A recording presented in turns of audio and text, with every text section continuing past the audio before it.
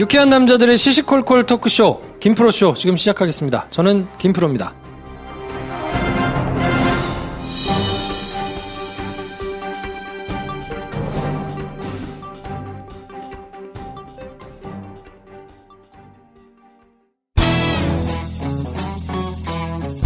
서초동 감식반장 김프로.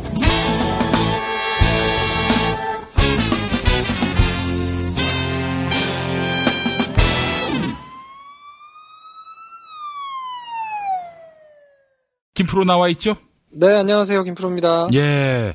자, 이인규 전 대검 중수부장, 노무현 전 대통령을 사지로 몰았던 그런 인물.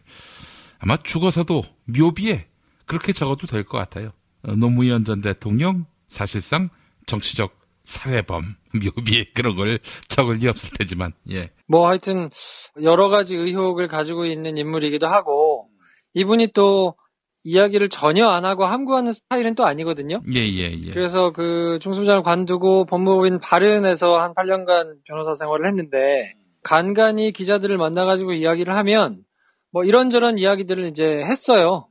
뭐 구체적인 이야기를 그래서 물어보면 뭐 때가 되면 얘기하겠다라고 얘기하면서 이제 미루기도 했지만, 이야기를 아예 안 하고 뭐 무덤까지 가지고 가고 이런 또 스타일은 아니거든요. 아, 그분이 또 그런 분이에요? 그래서 뭐 기자들을 만나면 간간히 관련된 기사가 이제 나왔었거든요. 저희식 표현으로는 관종이라고 하죠. 관심이 필요한 분이 아닌가. 예. 자기가 잊혀지는 거에 대한 뭐 이런 게 좀 있는 거 아니에요. 왜냐하면 당연히 기자들을 만나서 노무현 전 대통령 수사와 관련된 이야기를 언급을 하면 그 자체로 기사화가 된다는 걸 모르지 않을 사람인데, 예. 지속적으로 뭐 기자들을 만나가지고 그런 식의 이야기를 계속 했던 것을 보면 뭔가 언론에서 이렇게 회자되는 것에 대해서 내심 조금이라도 좀 바라지 않았나, 뭐 이런 생각을 뭐 지울 수가 없죠. 꼴에 또 정치할 마음이 있는 건가요? 글쎄, 그것까진 잘 모르겠어요. 뭐 정치적인 마음 때문에 그런 건지, 아니면 본인이 어쨌든 전 국민적인 지탄을 받고 그랬으니까 그거에 대한 명예회복을 원하는 차원에서 그렇게 한 것인지는 정확히 모르겠는데요. 저는 뭐 개인적으로 면식이 있어가지고 뭐 가깝게 지내고 그런 사람은 아니어서, 예. 이렇게 뭐 깊은 이야기를 나눠볼 기회는 없었습니다만, 그냥 이렇게 쭉 여태까지 했던 행보들을 보면 입이 무겁게 본인의 우직한 수사를 하다가 뭐 그걸 그냥 쭉 가지고 가는 그런 스타일은 아니다 하는 건 분명하죠. 김프로는 별로 친하지 않았는데 이승재 기자는 친했던 모양이죠? 글쎄, 잘 모르겠어요. 보통 이제 그 문제로 제가 추궁을 많이 당하기도 하거든요. 예. 그러니까 논두렁 시계 보도 관련해가지고 어떻게 된 거냐, 뭐 그거 관련해 설명을 좀 해줘야 되지 않냐. 근데 사실 그 이제 법조 기자들 사이에서는 더더욱 그렇고요. 취재를 굉장히 빡세게 하는 부서에 있는 기자들끼리는 어떤 불문율이 있냐면, 다른 사람의 취재원을 물어보지도 않고 대답하지도 않는 그런 불문율이 있어요. 왜냐면 이제 그게 아주 뭐 어린 기자 단계에서 신뢰도가 있는 것이냐 이런 거를 이제 교육받는 수습기관이라든지 사건 기자라든지 막내 기자라든지 이런 포지션에 있을 때는 이게 잘못되면 안 되니까 나름대로 이제 뭐 이렇게 출처를 물어보기도 하고 대답하는 경우도 간혹 있고 한데, 이게 이제 법조팀에 가가지고 뭔가 본인이 이렇게 활동을 할 때는 어느 정도 검증된 사람들이 필드에 나와가지고 이렇게 팀으로 묶여서 뛰거든요. 예. 그럴 때는 사실 서로에게 묻는 것이 굉장한 신뢰이기도 하고 묻지 않는 것이 불문율이다 보니까 뭐 논두렁 보도와 관련해가지고 저한테 이제 경위를 물어보는 사람도 많았는데, 사실 저는 그 부분에 대해서 뭐 출처나 이런 거를 이제 물어본 적이 없기 때문에 그 부분에 있어서는 이제 국정원 적폐청산 TF에서 뭐 조사가 진행이 되고 나중에 또 시간이 지나다 보면 검찰 수사가 진행될 수도 있잖아요. 그러니까 그 전에는 사실 저도 잘 몰라요. 그래서 그 부분에 대해서는 제가 뭐 제 차원에서 말씀드릴 수 있는 거는 없고, 기자 입장에서도 아마 취재원을 그렇게 쉽게 밝히지는 않을 거기 때문에 이게 이제 그냥 조사 단계에서 끝날 것이냐 아니면 수사까지 갈 것이냐, 또 이제 수사까지 갔는데도 본인이 그냥 끌어안고 처벌을 받거나 그런 경우가 많거든요, 기자들 사이에서는. 예. 그래서 이게 제가 보기에는 취재를 한 기자 입에서 나올 것인지 아니면 다른 루트를 통해서 뭐 사건의 전말이 나올 것인지는 모르겠는데, 제 생각에는 아마 그래서 이제 이인규 전 중수부장이 얘기하기로는 이게 국정원에서 나온 얘기다. 라고 이제 본인이 얘기를 했잖아요. 그래서 국정원 관계자들은 뭐 아니다 이렇게 얘기를 하기도 하는데, 어찌됐든 이게 조사가 진행되고 수사로 발전될 거라는 걸 본인이 알기 때문에 그래서 그거를 좀 피하기 위해서 굳이 해외로 가기로 결심한 게 아니냐라고 저는 이제 생각하거든요. 지금 뭐 공부하러 간다라고 이야기했습니다만은 그건 뭐 그냥 말 그대로 지어낸 얘기고 실은 도피하기 위한 목적이다. 그렇게 크다고 봐야죠. 왜냐면 뭐 실제로 미국에서 이제 변호사들이 가서 연수를 하고 뭐 이런 경우들이 많기는 한데 본인 같은 경우에는 이제 전관 변호사로 중수부장까지 하고 나와서 특수수사에는 뭐 나름대로 이렇게 잔표가 굵은 양반인데다가 법무법인 발은에서 8년 동안 이제 뭐 이렇게 활동을 했기 때문에 지금 이 시기에 나이도 뭐 50이 훌쩍 넘은 상황에 굳이 미국에 가가지고 뭐 공부를 하고 이런 게 좀 부자연스럽죠. 그래서 다른 변호사들도 품평하는 것이 다 대부분 일관되거든요. 그 나이에 굳이 뭐 미국까지 가가지고 조사나 뭐 이런 것들이 진행되고 있는 이 시기에 굳이 나가는 게 구설에 오르거나 불려다니는 것이 좀 마뜩치 않아서 피신을 한 것이 아니겠느냐. 그렇게 바라보는 시각이 지배적입니다. 법조계에서는요. 이 논두렁식의 사건에 대해서 설명할 수 있는 사람은 딱 둘밖에 없어요. 이인규 전 중수부장하고 이승재 SBS 기자. 아니겠습니까? 그렇잖아요. 그렇죠. 당사자들이니까 이제 이승재 기자는 뭐 취재를 했던 내용이니까 그것에 대해서 어쨌든 전후사정 경로를 가장 잘 알고 있는 사람일 것이고요. 그리고 이인규 전 중수부장 같은 경우에는 본인이 소스를 콕 집어서 이거는 검찰이 아니고 국정원에서 언론에다가 흘려가지고 언론 플레이를 한 것이다라고 본인이 분명하게 얘기를 했거든요. 그러니까 만약에 조사가 진행된다고 하면 그것이 어떤 경로로 그러면 당신이 국정원에서 나갔는지를 콕 집어서 지칭을 했느냐라고 물어보게 되겠죠. 예. 조서에 쓰인 내용은 이제 이게 캐비넷에 들어가 있는 봉인이 된 상태라서 이걸 다시 끄집어내가지고 볼 수 있는 상황은 아니고 다만 중수부장이라고 하면 그때 당시에 수사가 돌아갔던 상황을 누구보다 상세하게 보고를 받았기 때문에 어떤 진술이 어떻게 누구한테서 나왔고 뭐 이런 것들은 가장 소상하게 다 꿰고 있을 거 아닙니까? 언론에 알려지지 않은 것까지. 그런 당사자가 이 소스는 국정원에서 나갔다라고 지칭을 한 거면 뭐 당연히 그렇게 본인이 주장할 만한 이유가 있을 테니까 이거는 조사가 진행되거나 나중에 검찰 수사로 진행이 되더라도 당연히 수사를 받을 내용이죠.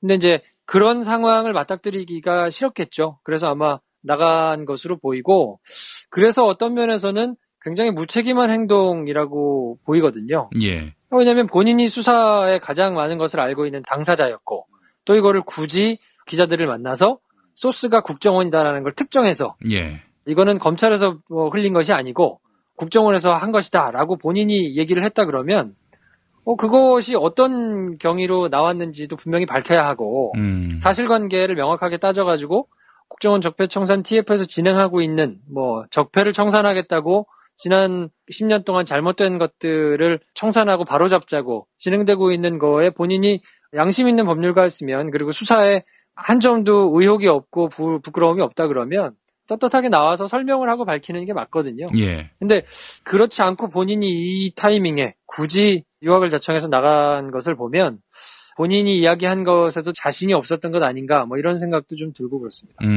그래요.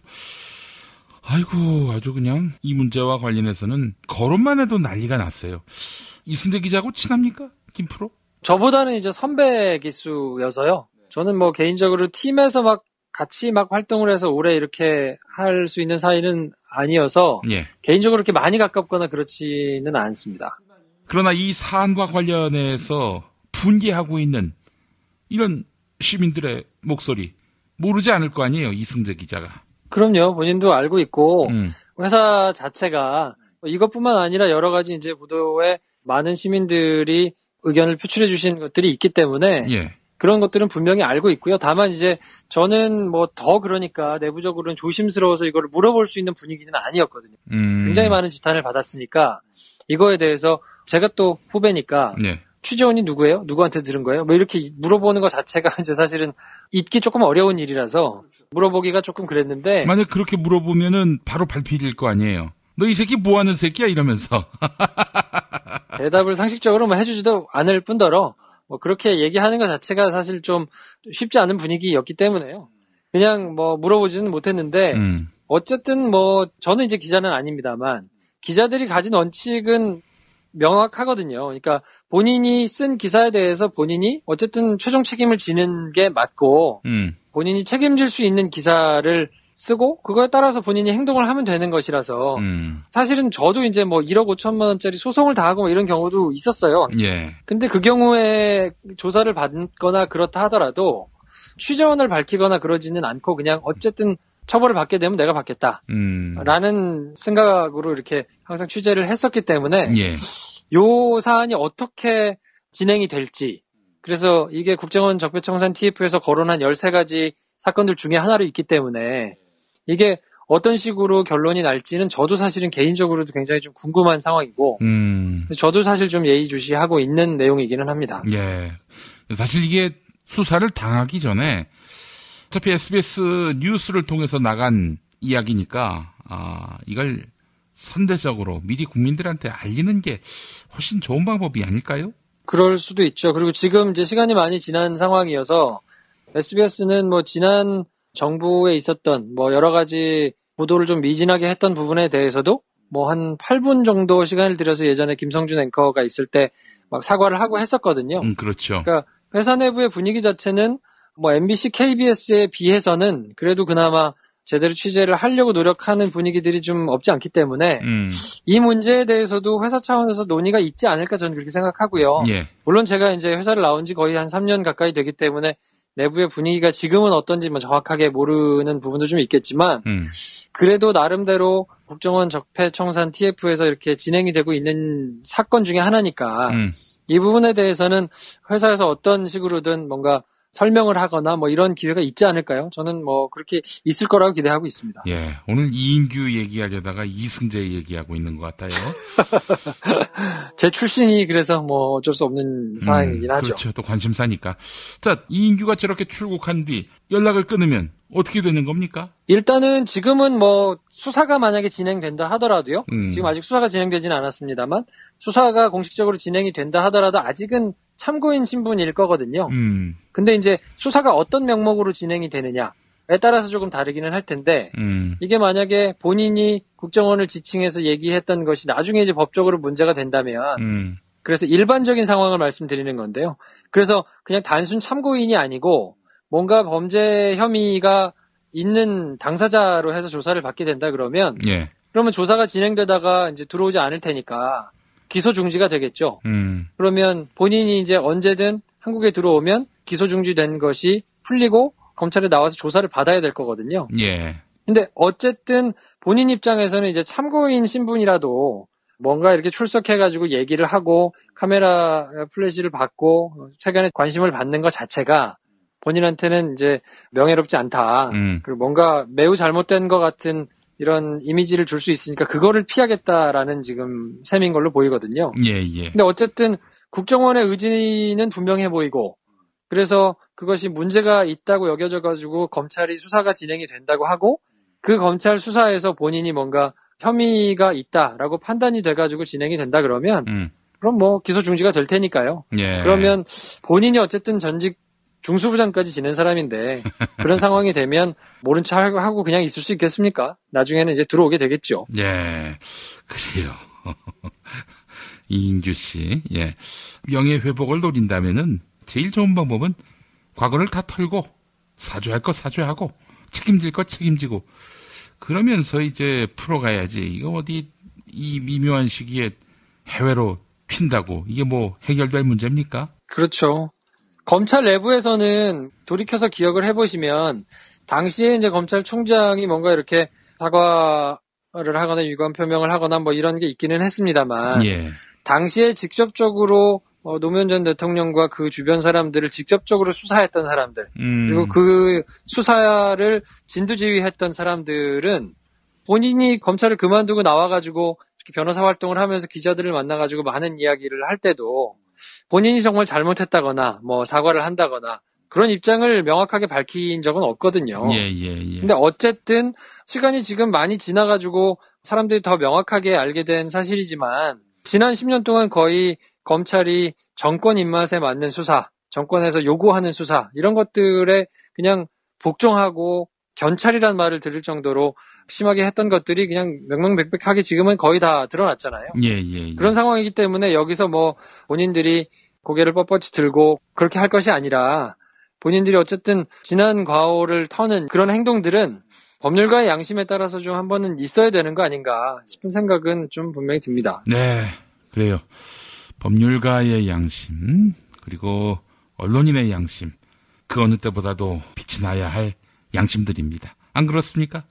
그럼요. 그래서 언론과 검찰이 지금 매우 중요하기 때문에 지금 저희가 이제 녹음을 일요일 밤에 하고 있습니다만 특히나 언론이 지난 10년 동안 너무 많이 망가졌잖아요. 예. 그래서 공범자들이라는 영화가 이번 주에 사실은 목요일날 개봉을 해야 되는데 개봉이 될지 말지 지금 좀 위태위태한 상황으로 지금 주말을 지냈단 말이에요. 오늘 결론 나지요? 네, 오늘 이제 결론이 날 텐데 뭐 큰 변수가 없는 이상은 그래도 그냥 개봉을 할 수 있지 않겠나 지금 뭐 기대하고 있는데 하여튼 지난 10년에 언론이 얼마나 심하게 망가져 왔는지를 여실히 들여다보는 그런 다큐멘터리 영화니까 가급적이면 많은 분들이 좀 봐주셨으면 좋겠거든요. 예. 네, 그래서 흔히 말하는 N차 관람이라고 하죠.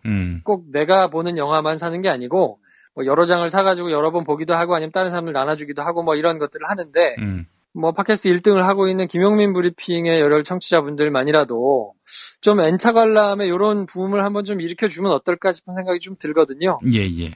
왜냐면 그 지난 10년 동안 가족이 뭐 전부 다 망가지거나 아니면 뭐 암투병을 하고 계신 분도 계시고 그렇죠. 누군가의 인생에서 10년이라는 것 자체가 통째로 드러내졌다고 생각하면 한참 혈기왕성하게 취재를 해야 될 30대를 전부 날려버린 기자들도 있고요. 그렇죠. 정말 노련미를 발휘해야 될 40대를 통으로 날려버린 기자들도 있어요. 예. 그러니까 정말 10년이라는 걸 인생에서 드러냈다고 생각하면 정말 열심히 사명을 다해서 일해야 되는 기자들, 뭐 PD들이 그냥 맥을 못 추고 탄압만 당하다가 지금 이 상황까지 왔는데 우리가 어찌 됐든 그 사람들을 지금이라도 지지하고 뭔가 힘을 좀 보태주는 차원에서 공범자들의 N차 관람을 좀 분위기를 우리 김용민 브리핑에서 좀 일으켜가지고 네. 한 100만 관객 이렇게 넘기고 요런 좀 기적을 한번 일으켜보면 어떨까 공개 제안을 좀 드리고 싶습니다. 뭐 100만쯤 되면은 김장겸이가 물러나지 않겠어요? 분위기가 굉장히 좀 다르겠죠. 그렇게 되면 어쨌든 돌풍이거든요. 지금 100만 넘은 영화가 청년경찰이라는 영화가 지난주에 개봉한 영화가 있는데 이게 스크린이 지금 1000개가 넘게 잡혀 있거든요. 예. 그러니까 1000개 넘는 스크린을 잡아가지고 뭐 140만 지금 넘었는데 지난번에 자백 같은 경우에 스크린이 한 150개 간신히 잡았거든요. 근데 이번에는 조금 이제 상황이 달라졌으니까 뭐 한 200개 정도 잡는다고 해도 정말 택도 없이 부족한 스크린 숫자인데 거기서 100만을 찍었다 그런 거는 이제 굉장한 일이 될 수 있기 때문에 이런 분위기를 한번 좀 만들 필요는 있는 것 같습니다. 예, 알겠습니다. 자, 여러분들 한 분당 최소 2장, 최대 10장 이 정도 또 구매하시면은 얼마나 좋을까 하는 생각이 들고요. 그렇게 해서 세상을 바꿀 수 있다면 10장이 뭡니까? 한 20장도 살 수 있는 거 아니겠어요? 그래서 우리 김엄마는 몇 장이나 사시겠습니까? 20장도 사실 수 있는 거 아니에요? 솔선수범해야지. 제가 한 10장만 사도 세상이 엎어질 것 같습니다. 10장은 사겠습니다, 제가. 아니, 20장을 방금 공원해놓고 이렇게 발을 빼나요? 10장이면 된다고 얘기했으면 됐지. 뭘 그렇게 따지나? 당신 몇 장 살 거야? 저는 10장 사지. 그럼 똑같아지나요? 저 11장 사겠습니다. 11장. 예. 아무튼 좀 배틀이 좀 일어났으면 좋겠습니다. 예, 알겠습니다. 자, 김프로 오늘 수고하셨습니다. 네, 내일 뵙겠습니다.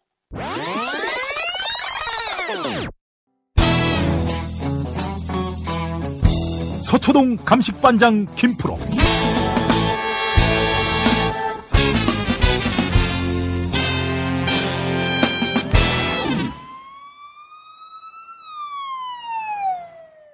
김프로 나와 계시죠? 네, 안녕하세요. 김프로입니다. 예.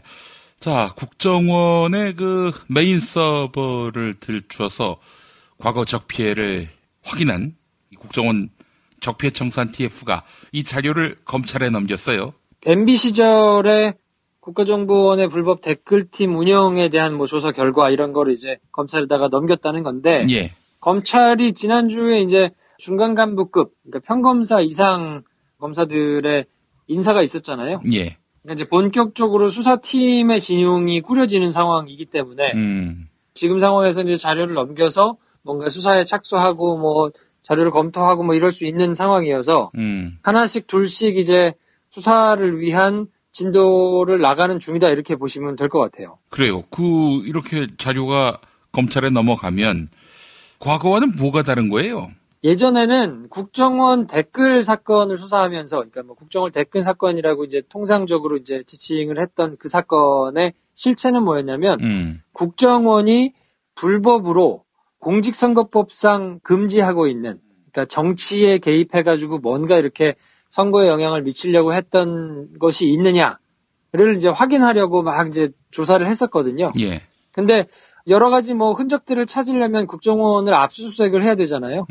그래서 국정원의 메인 서버를 압수수색을 하려고 이제 했었는데 그때 국정원이 협조를 하지 않아가지고 메인 서버에서 자료를 확보하는 데는 실패했었거든요. 예.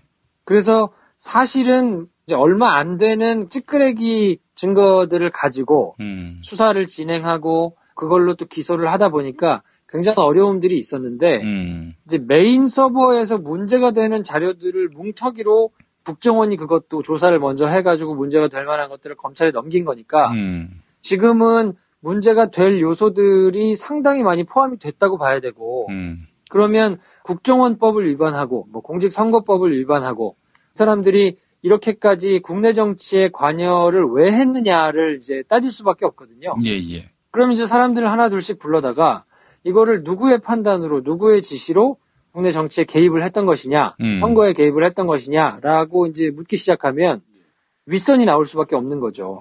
그거를 오롯이 자기가 중간간부급에서 이거는 사실은 내가 다 한 거요라고 하기에는 약간 좀 애매하거든요. 상식적으로 말도 안 되고. 예. 그러니까 그거를 이제 타고 올라가서 그러면 최대 수혜를 받는 최종 종착지가 누구일 것이냐. 뭐 말 안 해도 이제 뻔히 짐작이 되는 거잖아요. 예. MB일 수밖에 없고 뭐 박근혜 전 대통령일 수밖에 없기 때문에 그렇게 된다면 이거는 지난 정부에서 제대로 수사를 하지 못했던 부분이기 때문에 이 부분에 대해서는 사실 MB를 정조준하고 있다 이렇게 봐도 뭐 무리는 아닌 상황인 거죠. 그래요. 제가 봐도 이제 국정원의 세밀한 그런 정보들이 검찰에 넘어갔으면은 또 검찰의 그 현재 진용을 보게 되면 국정원 선거 개입, 수사를 담당했던 검사들이 또 포진되어 있단 말이죠. 그렇다면은 이제 원세 훈만을 겨냥하기에는 사건의 사이즈도 커졌고요. 수사 범위도 넓어졌으니 뭐 당연히 MB도 도마 위에 오르지 않을 수 없게 됐다. 이렇게 볼 수 있는 거 아니겠어요? 그렇죠. 이게 MB 진영한테는 사실 지금 재앙 같은 일이에요. 왜냐면 원세훈 국정원장을 임명한 것이 MB잖아요. 예. 그리고 원세훈 국정원장이 대남 심리전, 그러니까 심리전은 대북을 상대로 해야지 왜 남한 사람들끼리 심리전을 하냐고요. 심리전이라는 이름으로 뭔가 이렇게 온라인에서 막 여론 조작 활동이나 이런 것들을 열심히 했는데 그런 것들을 지시받았던 것이 이제 MB란 말이에요. 근데 그 수사를 하려다가 박근혜 정부에서 미운털이 박혀가지고 팀장 날라갔죠. 부팀장 날라갔죠. 그거를 진두지휘했던 총장 날라갔죠. 수사팀 팀원들은 전부 다 유배를 가가지고 정권 내내 수사를 할 수 없는 한직을 전전하면서 계속 돌았단 말이에요. 예. 그러다가 며칠 전에도 살펴봤지만 팀장이었던 사람은 중앙지검장으로 복귀했죠. 예. 그리고 부팀장으로 검사 옷을 벗었던 사람은 지금 청와대에 가 있죠. 그리고 밑에서 갖은 고초를 겪었던 에이스 검사들은 전부 다 지금 특수 1부장을 비롯해서 특수부장들로 지금 와 있는 상황이어서 예. 지금 수사를 제대로 하고자 마음먹으면 할 수 있는 최적의 조건이 지금 펼쳐졌단 말이에요. 예. 그리고 지금 검찰청장은 누구냐? 특수검사로 아주 유명한 그 특수검사의 맥을 다 꿰고 있는 그런 문무일 검찰총장이기 때문에 예. 하여튼 특수총들이 제대로 수사를 한다고 마음만 먹으면 지금은 뭐 거칠 게 없는 상황이거든요. 근데 이런 상황에 국정원에서 자료도 전부 다 자발적으로 다 모아가지고 이것도 넘겨줘. 그럼 그걸 받아가지고 이제 수사를 해야 되는데 이미 국정원에 대해서 수사를 한번 해본 경험들이 다 있는 사람들이라서 맥을 너무 잘 깨고 있는 거예요. 그러니까 이걸 어느 포인트를 누구를 불러다가 어떻게 수사를 해서 또 이게 수사를 하려고 그러는 고비마다 수사를 못하도록 망가뜨리고 뭉개고 영장을 못 받게 하고 거짓말로 해가지고 뭐 여론으로 물타기 하고 막 이런 거를 계속 하면서 이를 갈았던 검사들이기 때문에 어느 포인트에 누가 있고 누구를 잡아가지고 어떤 걸 물어보면 어떤 게 나오고 이런 걸 너무 뻔하게 꿰고 있거든요. 예. 그러니까 이 상황에서는 수사가 제대로 진척이 될 수밖에 없고 그런 상황이라고 하면 이것이 단순히 원세훈 내지는 그 원세훈 밑에서 지시를 받았던 사람 정도로 끝나는 것이 아니고 그 위로 쭉쭉 치고 올라갈 수 있는 가능성이 있기 때문에 지금 뭐 MB가 선을 지켜라 뭐 지금 이런 말을 하고 있는 것 자체가 예. 굉장히 지금 공포스럽다 그런 시그널로 지금 받아들여도 충분히 가능한 상황입니다. 예. 우리가 대비할 수 있는 MB의 반격, 역습 뭐가 있을까요? 글쎄요. 뭐 제가 보기에는 지금 손발이 다 떨어졌기 때문에 나름대로 영향을 미치려고 해도 개인적으로나 조직적으로나 검찰이 가지고 있는 감정이 상당하거든요. 더군다나 검찰은 여태까지 정권의 안 좋은 거를 다 받아가지고 자기들이 막 이렇게 앞장서서 했던 뭐 그런 오욕의 평가를 많이 받고 있기 때문에 적폐를 제대로 청산해내지 못하면 손발이 다 끊어지게 생긴 상황이에요. 그렇기 때문에 지금은 어쨌든 이 사건만큼은 제대로 처리를 해야 되는데 MB가 쓸 수 있는 카드가 있을까요? 제가 보기에는 뭐 그렇게 쓸 수 있는 카드가 많지는 않아 보여요. 지금 검찰로 보자면 구속영장 청구할 수 있습니까? 글쎄요, 뭐 수사가 이제 어떻게 진행이 되느냐에 따라서 뭐 수사는 생물이니까 증거가 얼마나 확실하게 나오느냐에 따라서 될 거라서 지금 단언하기는 좀 어렵고요. 왜냐하면 아무래도 이제 전직 대통령이니까 MB에 대해서 뭔가 사법 처리를 하려고 치면 굉장히 탄탄한 증거 확보, 진술 확보 이런 게 있은 다음에 그것도 이제 정무적인 판단을 거쳐서 할 거거든요. 그러니까 지금은 아직까지는 그럴 수 있을 만큼의 확실한 진술이나 증거가 확보된 상황은 아니기 때문에 예. 지금 액션을 할 수 있다 없다를 논하기는 조금 이른 것 같고요. 근데 뭐 그럴 가능성은 충분히 있다고 봐야죠.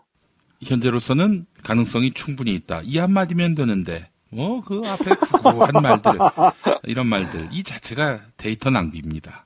앞으로 좀 구괄식으로 해주세요. 아, 그럴까요? 이게 김홍민 브리핑을 길게 해야 된다는 이런 무언의 압박. 뭐 이런 게 아니겠습니까? 분량 채우기. 이게 바로 지상파의 때입니다. 이 때를 벗어야지. 이 사람 말이야. 아, 그래요. 지금 MB가 반발하고 있고 하지만 검찰은 여건이 되는 대로 진실엔 다가가겠다 이런 입장이고 말이죠. 검찰도 솔직히 말하면 좀 마뜩치는 않을 거예요. 왜냐하면 늘 전직 대통령을 수사해서 전직 대통령이 뭔가 수위를 잇고 조사를 받고 막 이런 상황이 지금 계속 반복됐단 말이에요. 근데 유일하게 지금 MB만 그걸 안 받았는데 그렇다고 MB가 뭐 정말로 잘못한 게 전혀 없어가지고 그랬느냐? 그렇지는 않거든요. 예. 물론 이제 뭐 김대중 대통령도 있고 뭐 그렇습니다만 몇 년에 걸쳐가지고 지금 우리가 계속 전직 대통령이 이렇게 조사를 받는 모습을 지켜보고 있잖아요. 그래서 이런 것이 그만 좀 했으면 좋겠다라는 생각이 본인들도 지금 많이 있단 말이에요. 검찰에서도. 그런데 그렇다고 이걸 안 할 수 있느냐. 워낙 싸질러 놓은 똥이 많기 때문에 이걸는 안 할 수는 없는데 증거도 막 새로 들어오고 수사를 하면 분명히 이게 저기까지 갈 것 같은데 지금 어떡하지? 우리 나서서 하기는 싫지만 그렇다고 이거를 뭉개고 안 하면 그럼 우리가 죽게 생겼는데 뭐 어쩔 수 없지 않을까 뭐 이런 하여튼 굉장히 복잡한 셈법 속에 지금 있는 상황이라서 네. 뭐 하여튼 상황은 조금 더 지켜보시면 생각보다 검찰에서는 이제 차근차근 하려고 노력은 하겠지만 급물살을 타기 시작하면 정신없을 거다. 뭐 그렇게 생각을 하고 있습니다. 저는. 네. MB가 만약에 문재인 대통령과 딜을 하려 한다. 가능한 시나리오일까요? 그냥 뭐 김용민 씨가 사식이나 많이 넣어드린다고 하죠. 그 뭐 문재인 대통령이 딜을 받겠습니까? 그렇지. 상대가 또 MB인데. 예. 또 MB가 뭐 사실 거래할 게 없어요. 본인이 줄 게 있어야 받을 것도 있고 뭐 이럴 텐데 MB가 뭐 뒤로 해가지고 줄 게 뭐가 있겠습니까? 뭐 문재인 대통령이 그런 거를 받아가지고 뭐 할 만한 게 있는 상황은 아니잖아요. 뭐 내가 갖고 있는 돈이 30조인데 뭐 그중 15조를 주겠다. 아니 MB는 이럴 수 있어요. 택도 없는 소리라고 생각하고 문재인 대통령이 뭐 그러지는 않을 거라고 모두가 확신할 거기 때문에 정치적인 야합, 뒤로 뭔가를 봐주고 뭐 이렇게 거래하고 뭐 이런 게 있을 수가 없죠. 지금 상황에서는. 예, 그래요.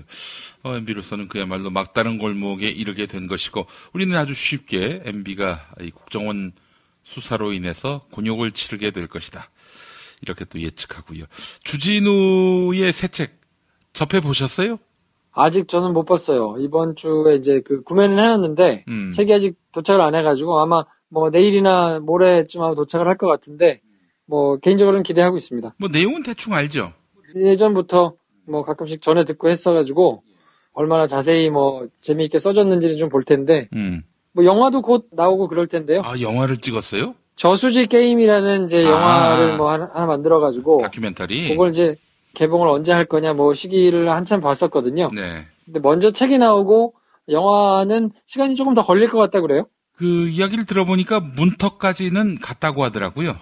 주진우 기자가 이명박의 돈이 모아진 곳 문턱까지 갔다고 하는데 한국 검찰의 실력 또 현재의 정치적 스탠스 따져본다면 MB의 은닉자금 우리 한국 검찰이 잡아낼 수 있을까요? 의지만 갖는다 그러면 뭐 못할 거는 없죠. 뭐 근데 특수수사도 줄이겠다.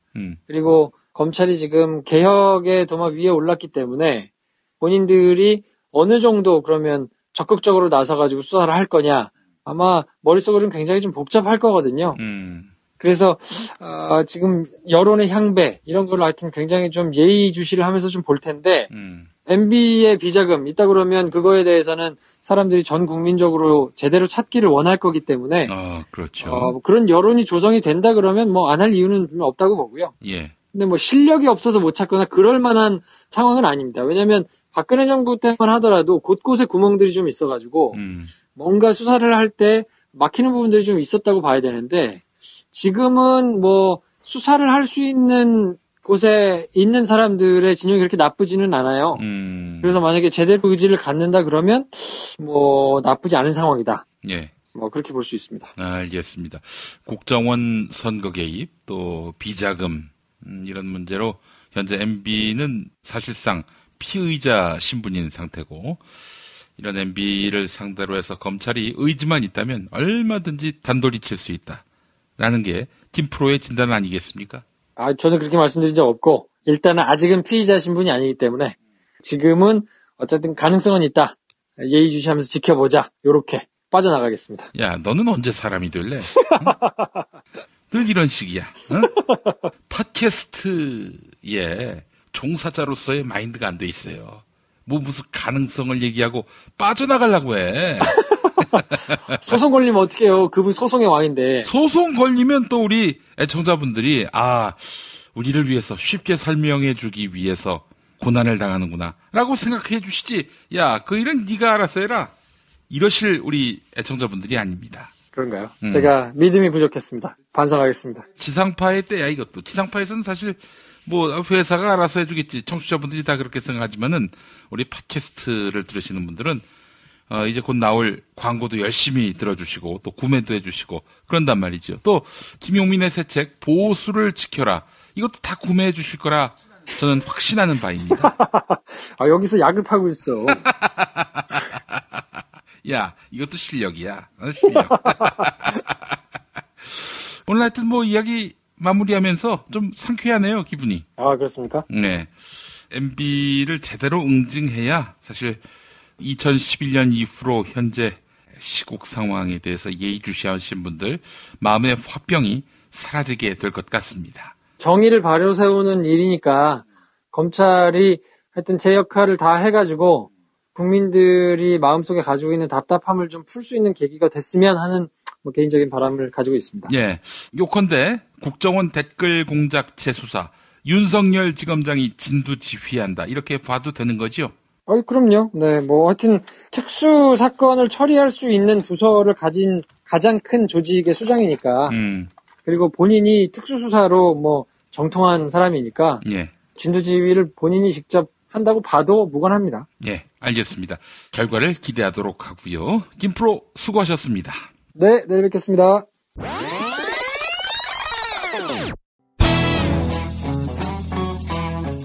서초동 감식반장 김프로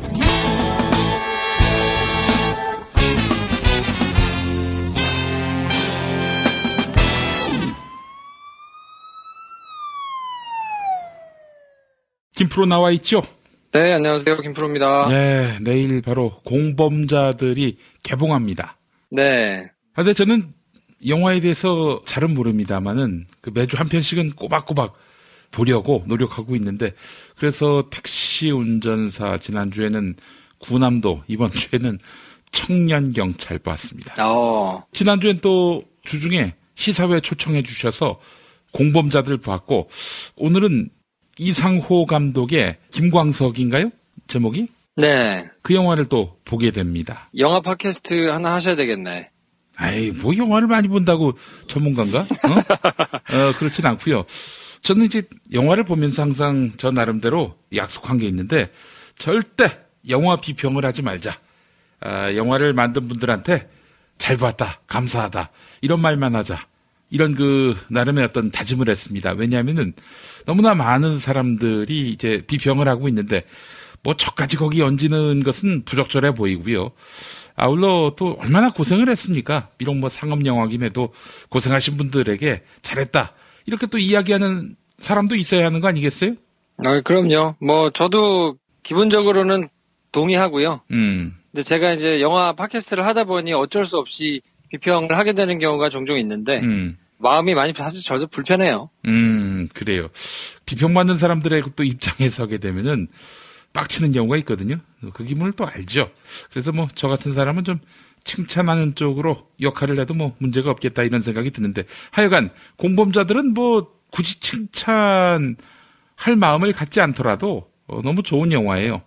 기록의 의미도 있고 고발의 의미도 있고요. 그런 의미에서 여러분들 많이 예매하시고 또 관람하셨으면 좋겠습니다. 아주 엄격하고 엄밀하게 얘기를 하자면 영화라기보다는 사실 다큐멘터리에 가깝거든요. 물론 다큐멘터리 영화인데, 최승호 감독이 PD수첩으로 이제 굉장히 잔뼈가 굵으신 분이고, 네. 독보적인 보도들을 많이 하셨으니까, 저는 보면서 이제 굉장히 안타까웠던 게, 이게 그냥 PD수첩이든 추정 60분이든 뭐 그것이 알고 싶다든 이런 데다가 틀어도 크게 무리가 없을 정도의 다큐멘터리이기 때문에, 가급적이면 수많은 사람들이 볼 수 있는 공영방송에서 이런 다큐멘터리가 방송이 돼서 뭐 한 1000만 명씩 보고 막 이렇게 해야 사실은 맞는 건데, 150개 조금 못 잡혔더라고요, 스크린이. 그러니까 그렇게 해가지고 뭐 어려운 시간대 찾아가서 극장에 앉아가지고 불편하게 조금 봐야 되는 거니까, 그러면 어쩔 수 없이 이제 관을 몇 개 잡느냐에 따라서 몇 명이 보게 되느냐도 결정되는 면이 있어서, 그런 면이 참 저는 굉장히 개인적으로는 안타깝더라고요. 아니, 공영 배급사를 하나 만들면 안 될까요? 뭐 공영 방송도 있고 뭐 공영 홈쇼핑도 나오는데, 배급이 불공정하다라고 한다면은 상영 기회를 보장받을 수 있도록 공영 배급사 이런 거 하나 만들면 안 될까요? 근데 이제 이게 배급사의 문제는 사실 아니고요. 극장의 문제거든요. 배급사도 의리예요. 수많은 배급사들이 있고, 거기서 자기가 이제 배급하는 영화를 좀 틀어주세요 하고 극장에다 이제 가져다 주면서 수익은 반띵합시다 하는 구조거든요. 예.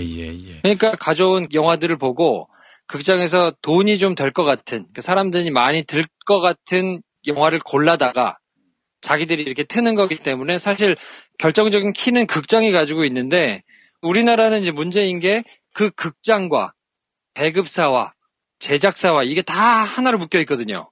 그러니까 이제 CJ가 다 그걸 가지고 있는 상황이라서, 헐리우드로 치면 옛날에 헐리우드는 하다가 지금은 안 하는 방식이거든요. 너무 폐해가 크니까. 네. 근데 우리는 이제 뒤늦게 영화 시장이 막 커지면서, 옛날 헐리우드에서는 뭐 1930년대 뭐 이쯤에 하던 거를 지금 이제 막 따라가서 하고 있는데, 그래서 뭐 극장과 배급사와 제작사와 이런 것들을 다 분리해야 된다, 이런 움직임도 있고 한데, 뭐 사실 조금 쉽지는 않은 문제고, 뭐 어찌됐든 지금 현실적인 상황을 감안한다 그러면 공범자들이라는 영화를 틀어가지고, 지난번에 자백이라는 영화를 틀었는데 그때 14만 명이 봤거든요. 예.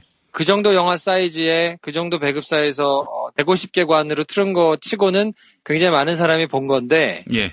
이번 영화도 사실은 쉽지 않은 상황이기는 한데, 그래도 좀 많은 사람들이 봤으면 하는 안타까운 마음이 좀 있어요. 예, 많이 본다면 공영방송 개혁의 속도도 빨라질 수 있다는 점에서 관람이 곧 투쟁이다, 이런 말씀을 또 드릴 수 있는 거 아니겠어요? 네, 그런데 저는 거기다 하나 더 얹고 싶은데, 관람으로는 약하다. 티켓 구입이 투쟁이다라고 얘기를 하고 싶어요. 그래서 저는 개인적으로는 한 10장 살 생각인데 이게 150개 관에서 나올 수 있는 한계가 있거든요. 예. 왜냐하면 지난주에 재밌게 보신 청년경찰 이게 지금 며칠 전에 200만 관객을 돌파했거든요. 6일 만에. 예. 그래서 뭐 잘 나오고 있다 하는데 이게 스크린이 몇 개냐면 1000개가 훌쩍 넘어요. 그러니까 그 정도 스크린이 확보가 되고 사람들한테 홍보가 막 돼야 사람들이 이제 보러 오는 거거든요. 그러니까 영화를 보는 거는 2시간 가서 그냥 내가 프로그램을 보는 게 아니고 그 전에 뭐 준비해가지고 가야죠. 또 거기서 뭐 시간 보내고 끝나고 나서 뭐 밥 먹죠. 뭐 이렇게 치면 한 서너 시간 가까이를 이제 쓰는 행위이기 때문에 예. 사람들이 돈을 쓰는 행위 자체가 굉장히 문턱이 높아요. 그래서 그냥 달랑 150개 관 가지고 뭔가 많은 숫자를 기대하기는 현실적으로 조금 어려워서 그리고 또 요즘에는 영화들이 너무 많이 상영이 되는 성수기이기 때문에 네. 극장에서 기회를 딱 일주일밖에 안 줍니다. 그러니까 목요일 날 개봉을 하고 그 다음 주 목요일 날 다른 영화들 개봉하기 전까지 큰 영화들은 또 수요일 날 개봉을 하니까 예. 그 일주일이나 한 6일 정도 되는 시간에 손님들이 안 들면 그냥 다 빼버리거든요, 스크린을. 그래서 그냥 스르륵 묻혀버리는 영화들이 굉장히 많아요. 근데 지금 공범자들을 많이들 가서 보시라. 그래서 뭐 335 찾아가서 보려고 그러면 일단은 시간이 없을 거예요, 잘. 왜냐하면 스크린을 찾아가서 보기가 쉽지 않을 거거든요. 예. 뭐 어디 극장 봤더니 시간 배정이 막 밤 10시, 뭐 11시 막 이렇게 돼 있고 오전 8시 막 이렇게 돼 있을 거거든요. 네. 그러니까 물리적으로 영화를 보는 것 자체가 쉽지 않은 상황이라서 저는 그냥 뭐 조금 불편하게 느끼시는 분들도 더러 있으시는 것 같은데 아니 무슨 청취자가 봉이냐 티켓을 이렇게 막 사라고 강요하냐 불편하다라고 이제 말씀하시는 분들도 더러 계시는 것 같던데 저는 지금 현실적인 상황에서 150개 스크린에서 일주일 동안 사람들이 많이 가서 본다고 해봐야 이게 물리적으로 도달할 수 있는 게 딱 정해져 있거든요. 그러니까 이런 상황에서는 그냥 내가 직접 가서 보지 못하더라도 요즘에는 뭐 애플리케이션이나 이런 거 많이 있으니까 그냥 좀 티켓을 마구마구 사가지고 예. 이게 티켓이 많이 팔리면 그 스코어를 보고 주말에 관을 몇 개 배정할지 그 다음 주에 관을 몇 개 배정할지 극장들이 정한단 말이에요. 아까 말씀드린 대로 이제 극장이 갑이기 때문에 많이 팔리면 많이 옵니다. 그리고 많이 팔린다 싶으면 스크린도 많이 배정하고 시간대도 좋은 시간대에다 배정을 하거든요. 예. 그러니까 이제 그렇게 되려면 초반에 많은 사람들이 티켓을 막 구입해가지고 뭐 실제로 극장에 뭐 한 10명 앉아 있더라도 스크린이 다 팔렸으면 객석이 다 팔렸으면 어쨌든 그건 매진으로 기록되는 거니까 그렇게 초반에 새머리를 조금 할 필요가 있다고 보여지고 그래서 제가 뭐 여기저기 공개적으로 막 제안을 하는 게 청취자가 얼마 안 되는 소소한 김프로쇼라는 팟캐스트에서도 아니 그런 팟캐스트도 있었어요? 그런 팟캐스트가 있어요. 아무튼 저희들끼리 모여가지고 8월 한 달 동안 선물을 다 몰아드릴 테니 많이들 티켓 사셔가지고 한번 새머리를 해봅시다. 이런 이벤트를 하고 있거든요. 예, 이럴 때는 이 팟캐스트계 공룡 김용민 브리핑에서도 이런 새머리를 위한 이벤트를 좀 하실 필요가 있다. 공개적으로 제안합니다. 예, 알겠습니다. 자, 오늘 그 얘기를 하려는 게 아니라 법원이 그 공범자들 상영금지 가처분 신청을 기각했는데 뭐 그냥 기각한 게 아니라 거의 뭐 MBC에 대해서 회를 떴어요. 이 상영을 금지해달라고 한 경영진들에게 그야말로 아주 침을 뱉었는데 근데 이정열 전 판사가 어제 SBS 라디오 나와서 한 말은 그 판결을 내린 판사가 상당히 보수적인 판사로 널리 알려진 인물이라고 하더라고요.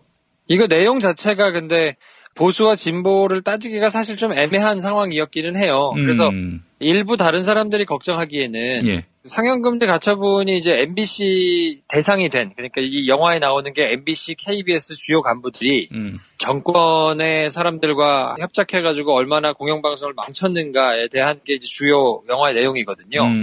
그래서 주요 포스트에 있던 사람들을 찾아가요. 그래서 좀 만나서 뭐 어떻게 된 겁니까? 이제 질문을 하는데 전혀 다들 만나주지 않거든요. 그렇죠. 더군다나 이제 최승호 PD 같은 경우에는 본인이 억울하게 이제 해고를 당했잖아요. 본인이 복직하는 것으로 이제 그 결과가 나왔기 때문에. 예. 아니 도대체 나를 왜 해고했느냐 아무런 이유도 없이. 를 이제 해고를 했던 당사자를 찾아가서 막 물어보기도 하고 그렇거든요. 예. 그러니까 MBC 사장 출신이 3명. 그리고 이제 부사장 1명, 그리고 이제 뭐 부국장 1명 이렇게 이제 그 사람들이 5명이 모여가지고 법원에다가 이거는 상영을 금지해달라. 왜냐면 자기들이 명예훼손을 당했다. 그리고 자기들의 초상권이 침해당했다. 자기들의 또 퍼블리시티권이 침해당했다. 이러면서 이제 냈는데 내용으로만 보자 그러면 사실 말이 안 돼요. 아니 왜냐하면 이 사람들은 공인이란 말이에요. MBC 공영방송의 사장이면 연말에 시상식 이런 데 할 때 맨날 나오잖아요. 그렇죠. 연예인 끼고. 그래가지고 나와서 무슨 뭐 대단한 훈화 말씀도 하고 막 이렇게 한단 말이에요.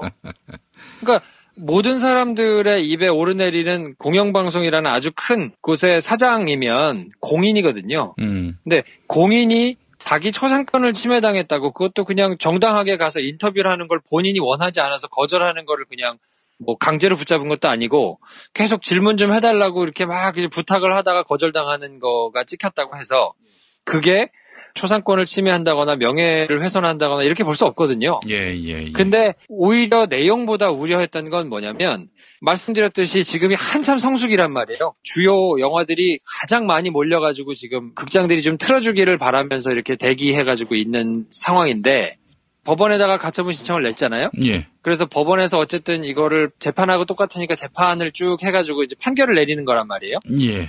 근데 이 시기가 만약에 길어지면 이번 주 목요일, 그러니까 내일 모레 개봉을 하기로 해놓은 것 자체가 무산될 수 있는 상황이었거든요. 예.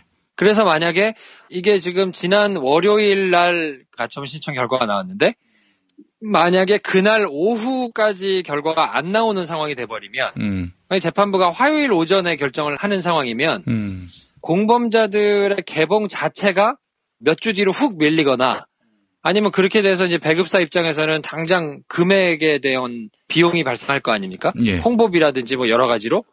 그렇게 되면 영화 자체가 망할 수 있어요.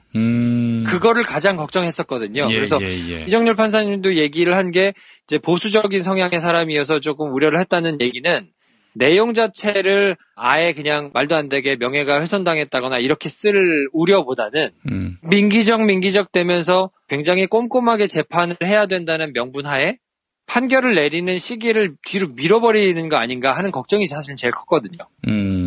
근데 이제 아무래도 뭐 이제 정권도 바뀌었고 사상도 바뀌었고 사람들이 보고 있는 눈초리나 이런 것들이 워낙 예전하고는 분위기가 다르기 때문에 아무리 보수적이거나 이게 뭐 공범자들이 영화가 틀어지는 게 원치 않았다 하더라도 색다른 초식을 사용하기가 쉽지 않았을 거예요. 그래서 예상한 대로 결정을 하는데 크게 무리가 없을 정도로 월요일 한 점심 무렵에 이제 결과가 나왔었거든요. 예. 내용 자체는 뭐 그냥 말할 필요도 없이 MBC 5명이 상영 금지 가처분 신청을 냈는데 그냥 딱 2글자로 요약되는 내용이 나왔어요. 닥쳐.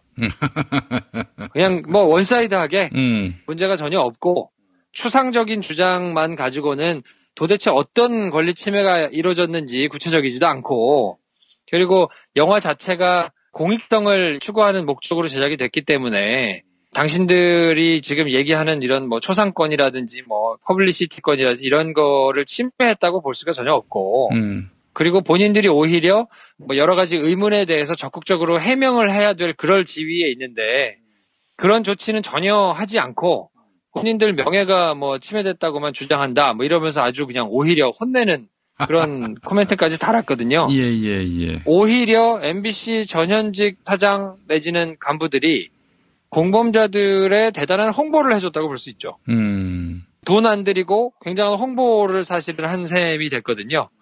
제가 이제 보면서 한 가지 아쉬웠던 거는 뭐 MBC, KBS야 자기들이 이제 비판을 당하는 입장이니까 뭐 이거에 대해서 홍보를 하거나 내지는 뭐 소식을 알리거나 하기가 조금 불편했죠. 근데 JTBC를 제외하고는 다른 방송 매체들에서는 이 사실에 대해서 전혀 뉴스로 다루지를 않았더라고요. 방송사뿐만 아니라 주요 일간지들도 뭐 경향신문이라든지 한국일보라든지 이런 진보적인 색깔을 띤 매체들 말고 다른 일간지들은 또 요 일을 다루지를 않았더라고요. 그래서 그런 것들이 뭐 SNS를 통해서는 이제 많이 회자가 돼서 그래도 그나마 좀 다행이라고는 생각하는데 여전히 그 주요 매체들 그리고 또 공룡 매체들, 뭐 지상파 매체들 이런 데서는 마뜩치 않은 거예요. 지난 10년 동안 우리 언론이 얼마나 망가졌고 공영방송들이 얼마나 많이 붕괴됐는가에 대해서 여실히 담은 그 의미를 가지고 있는 것들을 이렇게 홀대할 수가 있는가 싶은 생각에 저는 이제 언론인도 아닙니다만 굉장히 좀 씁쓸한 좀 기분이 들더라고요. 미디어 오늘을 보니까 말이죠. 김장겸 사장이 예전에 세월호 참사 당시에 보도 책임자로 있을 때 세월호 유족이 깡패다. 이런 발언을 한 것을 이제 공범자들이 다루면서 김장겸 씨가 난 그런 말 한 적이 없다. 그런데 일방적인 주장이 들어갔기 때문에 이거는 당연히 상영금지해야 한다라고 주장했단 말이죠. 이거에 대해서 법원이 말이죠. 일침을 가했다고 하는군요. 네, 하여튼 법원은 굉장히 사이다 판결을 했어요. 가처분을 기각하면서 기각하는 이유를 아주 족족 들었는데 사실은 내용을 따져보면 이 사람들이 가처분 신청을 하면서 달았던 조건 자체가 굉장히 황당하거든요. 그러니까 본인들을 비판하는 내용을 삭제하지 않고 영화를 상영하거나 아니면 이거를 나중에 부가판권이라고 하는데 DVD라든지 비디오라든지 이런 걸 만들어가지고 이제 사람들이 보게 하면 IPTV를 통해서 나가게 한다든지 네, 이런 것들을 하게 되면 하루에 이 사람들이 1,000만 원씩 자기들한테 지급하게 해달라 이렇게 요구하기도 했거든요. 택도 아닌 얘기를 이렇게 법원에다 주장하고 하니까 자기들은 나름대로 이제 세게 한다고 했겠는데 이건 역사의 길이 남을 하여튼 기록으로 남게 됐으니까 본인들이 두고두고 굉장히 창피한 일이 될 거예요. 실제로도 이제 법원 판결 내용을 보면 다수의 MBC 기자가 김장겸이 세월호 유족은 깡패다. 이런 발언을 한 것이 사실이라고 주장하고 있는 점. 문제된 발언이 이루어졌다는 편집회의에 참석한 기자가 작성한 자필 메모에도 그와 같은 발언 내용이 기재돼 있다는 점. 이런 걸 고려하면 이와 같은 표현이 진실이 아니라는 점이 소명됐다고 볼 수 없다. 이렇게 밝혔어요. 그러니까 이제 진실이라고 단언할 수는 없지만 진실이 아니라고 단언하기도 어려운 측면이 있다. 이런 판결 내용인데, 그러니까 이제 김장겸이 그런 발언을 했다고 판시한 것은 아니지만 김장겸이 유족 폄훼 발언을 했다는 MBC 기자들의 주장과 이를 뒷받침할 만한 근거가 있는 만큼 김장겸이 나는 세월호 유족 폄훼한 적이 없어요 라고 말하는 내용에 신빙성을 실을 수 없다는 게 이제 법원의 판결 내용 아니겠어요? 그럼요. 그리고 그 내용은 지금 말씀하신 대로 편집회에서 들은 사람도 있고 적은 사람도 있고 하기 때문에 둘 중에 하나는 거짓말을 하고 있을 텐데 누가 거짓말을 할지는 미루어 짐작해 보시면 알 수 있을 거고, 더 여실히 알 수 있는 거는 사실 깡패라는 표현만 쓰지 않았지 유족들이 생떼를 부리고 있는 것이 참 굉장히 후진적이다라는 내용의 리포트를 한 적이 있거든요. 제가 기억하기로는 아마 박상우 시사 제작 부국장으로 있는 분이 아닌가 싶은데 그분이 쭉 서가지고 뭔가 훈계하듯이 우리가 굉장히 미개하다, 미래서는 안 된다라는 취지의 리포트를 해가지고 그때 굉장히 많이 비판을 받고 두드러 맞은 적이 있어요. 이게 말이 되는 리포트냐, 이 제정신이냐라고 하면서 막 사람들이 분노했던 리포트가 있거든요. 근데 그런 리포트가 나왔던 이유가 김장겸 당시 이제 국장이죠. 지금 사장이 그러한 마인드를 가지고 사람들한테 지시를 하고 시켰기 때문에 그 리포트가 제작이 됐던 것이거든요. 그러니까 그냥 그런 전후 맥락을 쭉 놓고 본다 그러면 자기가 폄훼하지 않았다든지 본인이 전혀 억울한 일을 당했다든지 하는 내용은 정말 굉장히 후한무치한 일입니다. 알겠습니다. 하여간 그 재판부가 MBC 경영진에게 일침을 가했는데 참 보면서 변호인을 잘못 썼다라는 생각을 또 갖게 되고요. 변호인이 성실하게 재판에 임한 것이 아니다. 이런 생각마저 들게 합니다. 어쨌든 누누이 말씀드립니다만 내용 자체만 보면 가처분 신청을 한 사람들 편에서 판결을 하기는 사실은 좀 어렵다고 보여지고요. 이 사람들이 이제 어쨌든 법원에서 이렇게 철퇴를 맞았기 때문에 저는 이러한 움직임들이 이제 영화에서 조금만 더 사람들이 많이 보고 그래서 그것이 이슈가 되고 그래서 그것들이 지금 KBS나 MBC가 제작 거부를 하고 파업을 하려고 막 하고 있는 이런 움직임에 좀 얹혀지면 공영방송이 정상화돼서 그동안 고생했던 많은 사람들이 제자리를 찾아가는데 좋은 시발점이 되지 않을까. 그리고 그 첫 테이프를 오히려 의도하지 않게 이 MBC 독수리 오영재 5명이 끊어주신 거 아닌가 하는 생각이 사실은 저는 들어요. 예, 알겠습니다. 더 많은 분들이 이 영화를 관람하실 수 있도록 각별한 관심 가져주시기를 바라겠습니다. 김프로 오늘 말씀 잘 들었습니다. 네, 내일 뵙겠습니다.